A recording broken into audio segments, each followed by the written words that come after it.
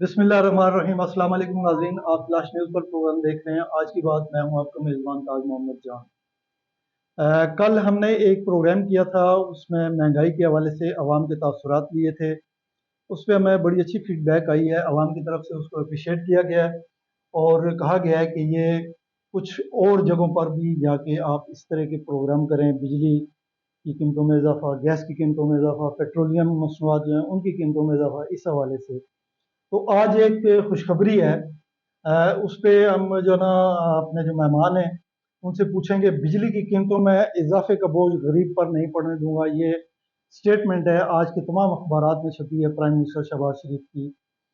इस पर बात करेंगे। इसके अलावा पीटीआई की जो एक गुमनामी या नीचे जा रही थी अवामी मकबूलियत के हवाले से, उसको रिवर्स गियर लग चुका है, उस पर कुछ बात करेंगे।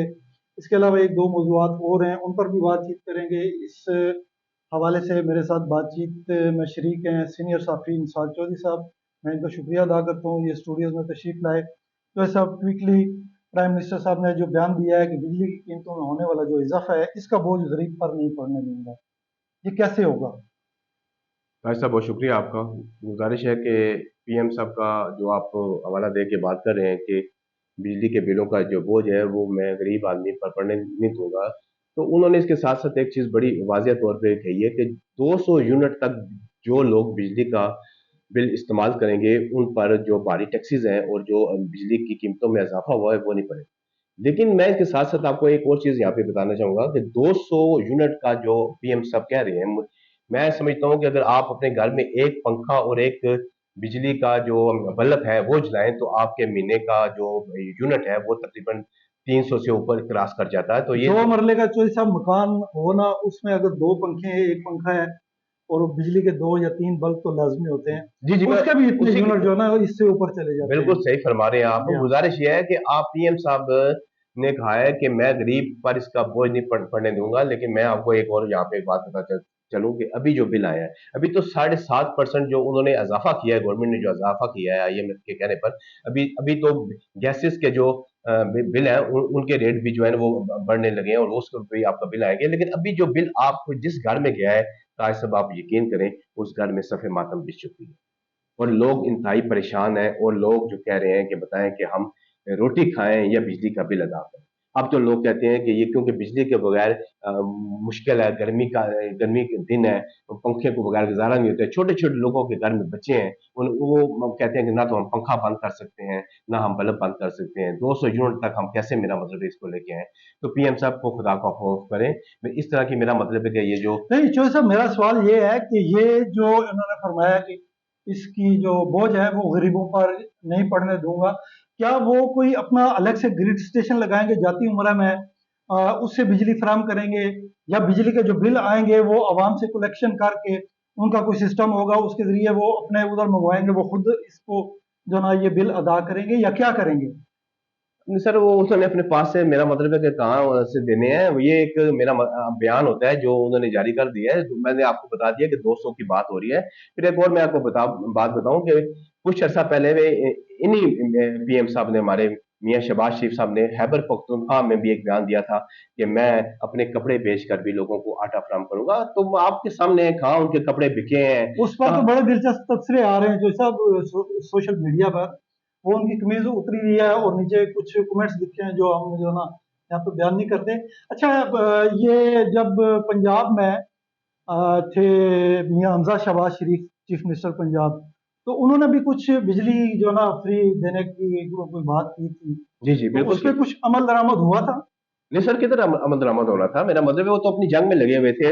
उधर परवेज लाई की उम्मीदवार थे, इधर ये उम्मीदवार थे। अपनी एक ऐलान उन्होंने कर दिया था कि हम लोगों को बिजली मुफ्त फराम करेंगे। तो आप यकीन करें, किसी घर को, किसी फर्द को कोई बिजली जो है वो मुफ्त फराम नहीं हुई है। ये सब जो होते हैं जबानी कलामे कलामी दावे होते हैं।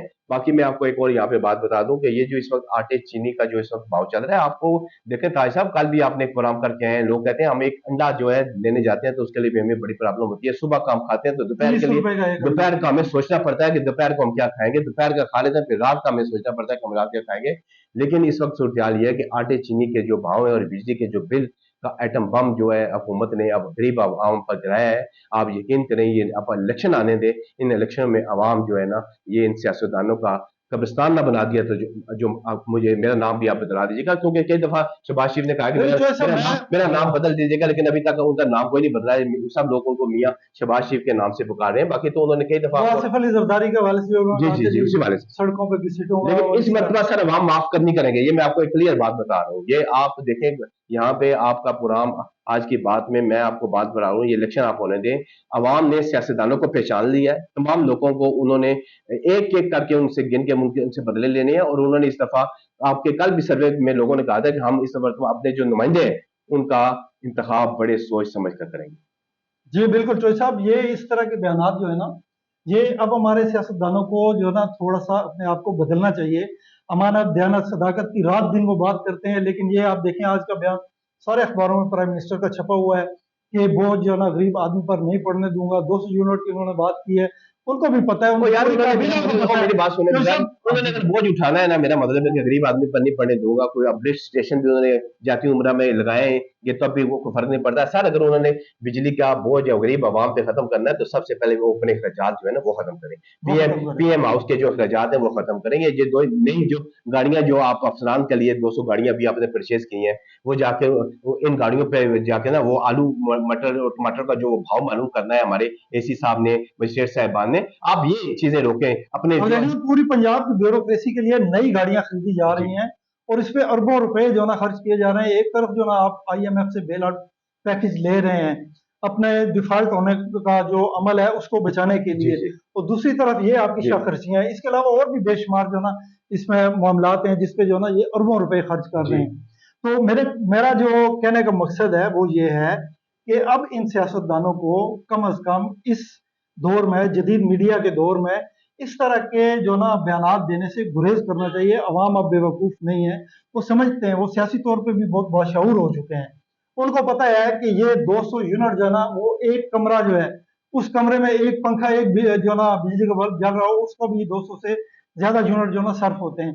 तो ये इस तरह की जो ना बातें ये करना ये मुनासिब नहीं है, ये अवाम को धोखा देने वाली बात है और इससे जो ना गुरेज करना चाहिए। जी अगर आप कुछ आप, कहना जी जी, मेहरबानी चाहते? आपकी, बहुत शुक्रिया। और सर गुजारिश ये है कि मैं इसी वाले से आपको एक जो है बल्कि आप इसको लतीफ़ा ही कह लें, मैं आपको लतीफ़ा आप समझ लें इसको। सर गुजारिश ये है कि जो भी हुकूमत आती है ना, उसको इक़्तिदार मिलता है, वो कहती है ये जो पिछली हुकूमतें हैं वो कर गई। अभी आपके सामने कितनी हुकूमतें आपके सामने हैं। आप माशाल्लाह बड़े ज़ीरक साफ़ी हैं, और आप का के कलम में भी बड़ी ताकत है। फिर आप ये व्लॉग बड़े जो है वो लोग देखते हैं इसको। सर, इमरान खान की हुकूमत पे हमने तनकीद की, इमरान खान साहब ने इससे पहले हुकूमत पे तनकीद की। पिछली हुकूमत अगर पे। हम पिछली हुकूमत में वो कर गए, इसलिए हमें जो है ना अब महंगाई करनी पड़ी है। अगर ये आप पिछली पिछली पे डालते जाएंगे तो ये आखिर पे बात कायदे आजम तक चली जाती है। तो खुदा का खौफ हाँ करें, इस तरह ना करें। मेरा मतलब कायदे आजम आपको जो पाकिस्तान बना के देंगे इसकी हिफाजत करें, और कायदे आजम के जो रहनुमा असूल है उनको अपना जिंदगी का मकसद बनाएं। जी चौधरी साहब, बहुत बिल्कुल बड़ा अच्छा कहा है।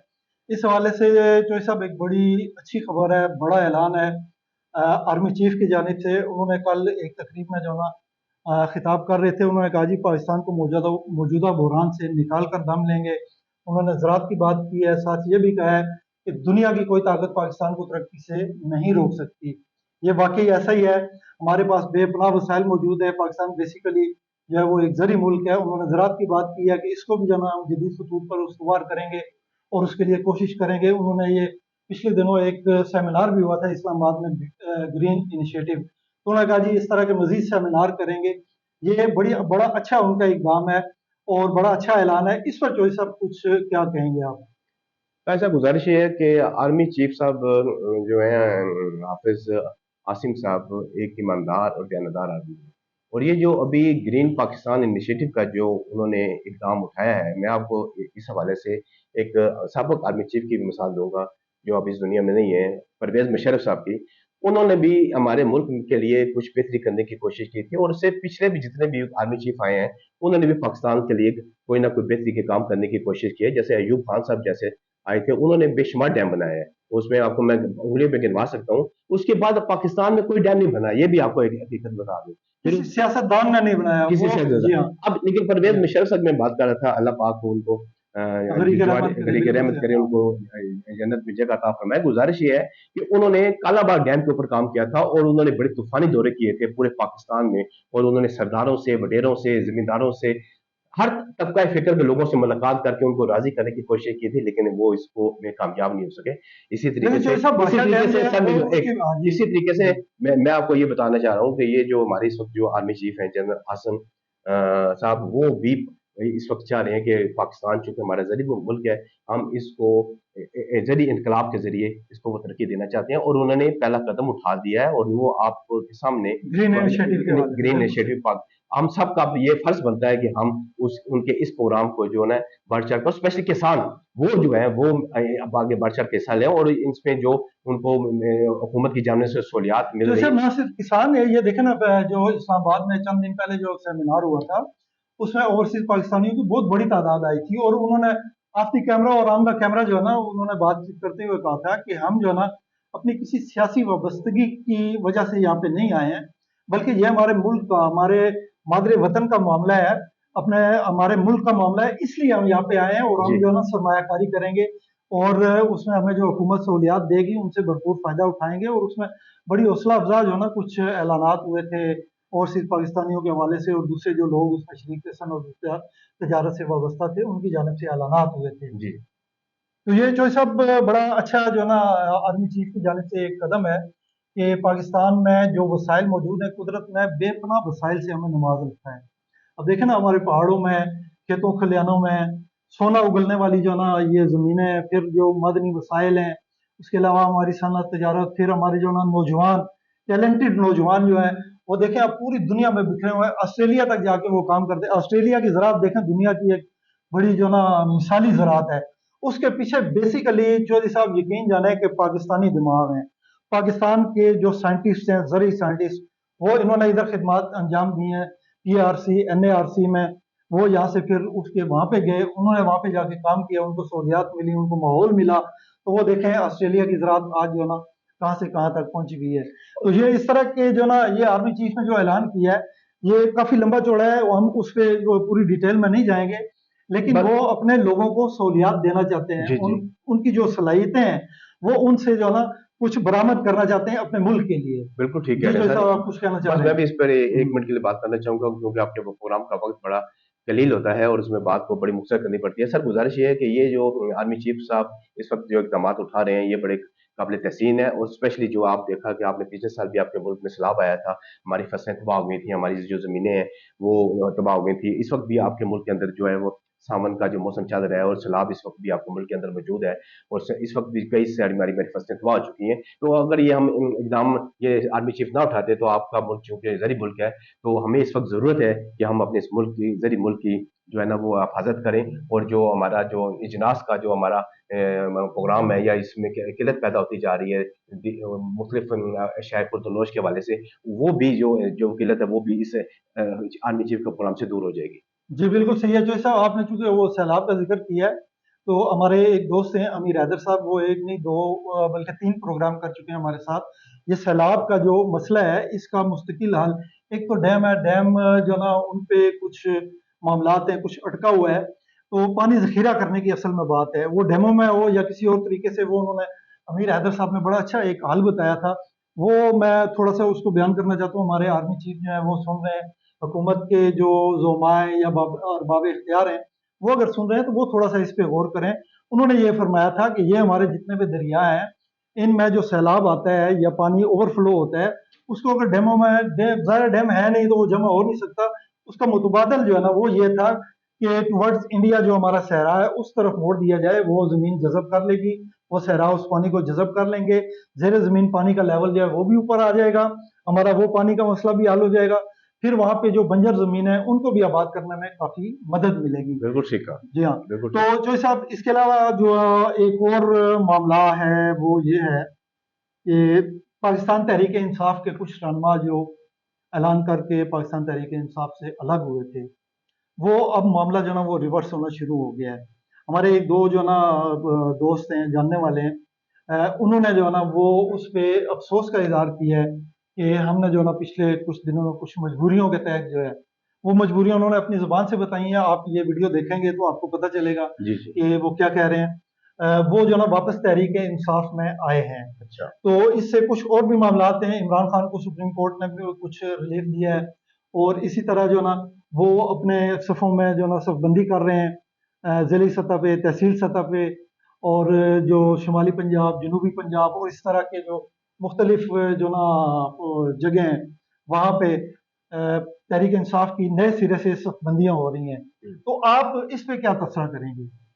सर गुजारिश ये है कि जिन साहब की आप बात कर रहे हैं वो पाकिस्तान तहरीक इंसाफ छोड़ के वो चले गए थे इस्तेकाम पाकिस्तान पार्टी में, और उन्होंने साजिद अली कुरैशी साहब, साजिद अली उनका, जी कुरैशी हाँ। साहब की आप जिक्र कर रहे हैं, तो उन्होंने अमर कैनी के घर जाके मुलाकात की थी। अभी आप बता रहे हैं कि वो जो है वापस आ गए और उन्होंने कहा है कि मेरा मरना जीना इमरान खान साहब के साथ है, और इस तरह दीगर कई और लोग भी जो पाकिस्तान तहरीक इंसाफ को छोड़ के चले गए थे, वो उन्होंने वापसी जो है ना वो शुरू कर दी है। और बल्कि मैं यहाँ पे कहूँगा कि सुबह का भूला अगर शाम को वापस आ वो जाता है वापस आ चुके हैं, वो उसे वापस आ उसे चुके हैं, जी उसे हाँ। भूला नहीं कहते। सबसे पहले तो मैं आपको बताता चलूं कि मेरा तल्लक पाकिस्तान तारीख इंसाफ के साथ कुछ 14-15 साल से वाबस्तगी रही है, और चंद हफ्ते पहले मैंने पाकिस्तान तारीख इंसाफ को खैराबाद कहा था।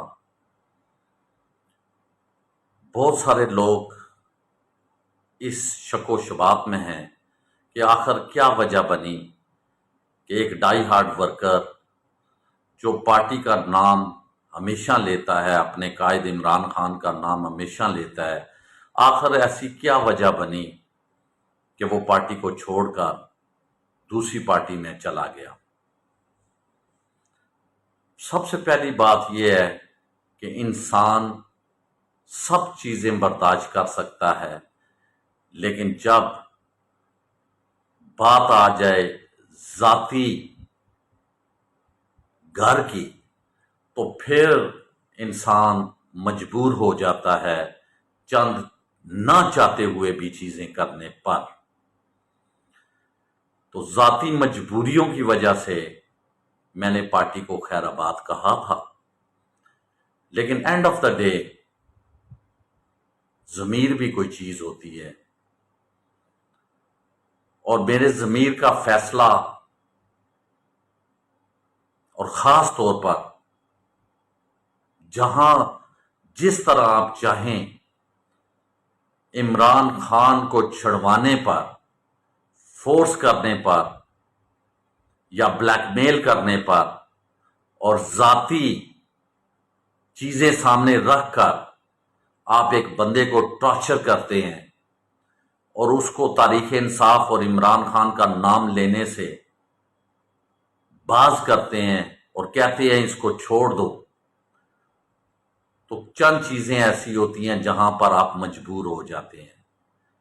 लेकिन एंड ऑफ द डे जो मर्जी आप कर लें, इमरान खान को साजिद अली कुरैशी के दिल से आप कभी निकाल नहीं सकते। मैं पाकिस्तान तारीख इंसाफ का एक कारकुन था, हूं और रहूंगा इंशाअल्लाह।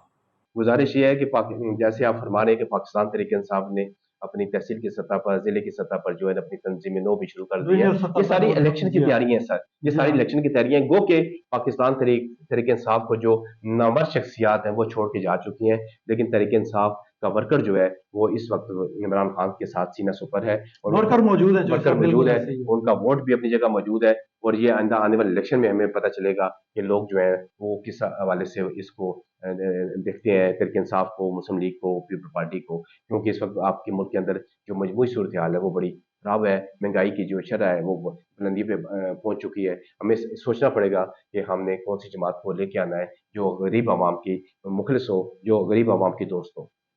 अच्छा चौधरी साहब, चलते चलते एक छोटी सी खबर तो नहीं है, बड़ी खबर है, तमाम अखबारों में छपी है, 3 कॉलम।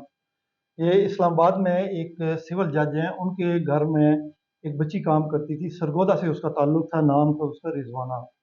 14 साल उसकी उम्र थी। उस पर तशद्दुद किया गया। उन जज साहब की जो बीवी है, मुबैना तौर पर उन्होंने तशद्दुद किया है। उसके सर में बड़ी शदीद चोटें आई हैं, और वो सरगोदा उसकी वालदा को बुला के उसके हवाले करके उन्होंने कहा जी कि इसको ले जाए। वहाँ पे गए हैं उन्होंने, वो डॉक्टरों ने जब चेक किया तो उसके वो जख्म जो थे उनमें कीड़े भी पड़ चुके हैं। तो ये हमें इंसाफ फराहम करने वाले जो लोग हैं, जज साहिबान हैं हमारे, ये इनकी ज़ेर सरपरस्ती अगर कोई मुलाज़म काम करता है, उसके साथ ये सलूक हो, इस पर आप क्या कहेंगे? सर हम मैं इसकी जो है ना हम शदीद तरीन मजम्मत करते हैं कि इस तरह के वाक़यात आपके मुल्क में पहले भी हो चुके हैं। हुँ, ये बच्चियों के साथ तशद्दुद करके उनके साथ ज़ख्मी किया, उनको मारा पीटा गया, ये नहीं होना चाहिए। असल में इस वक़्त हमारा जो मसला है वो ये है कि हम जो है ना अपनी इखलाकी कदरें जो है ना वो भूल चुके हैं। खो चुके हैं। हम खो चुके हैं। बिल्कुल हमें आपने सही अपने अंदर झाँक के देखना पड़ेगा, अपने अंदर इंसानियत को तलाश करना पड़ेगा कि हम कहाँ पे इंसानियत की तज़लील कर रहे हैं।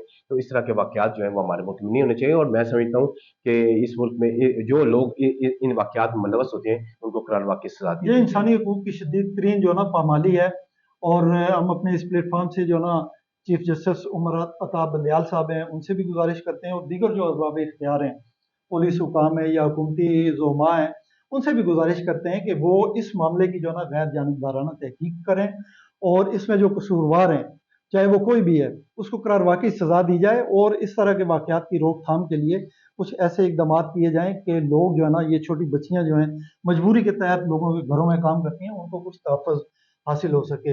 नाज़रीन, इसी के साथ हमारे आज के प्रोग्राम का वक़्त ख़त्म होता है। मैं इसी के साथ आपसे इजाज़त चाहूँगा। पहले निसार चौधरी साहब का शुक्रिया कि आप हमारे प्रोग्राम में तशरीफ़ लाए। आइंदा फिर आपको किसी नए मौज़ू पर गुफ्तगू के लिए अपने प्रोग्राम में मदऊ करेंगे। नाज़रीन, इसी के साथ मुझे दीजिए इजाज़त। अपना ख़्याल रखिएगा, अपने इर्द-गिर्द के लोगों का ख़्याल रखिएगा। अल्लाह हाफ़िज़।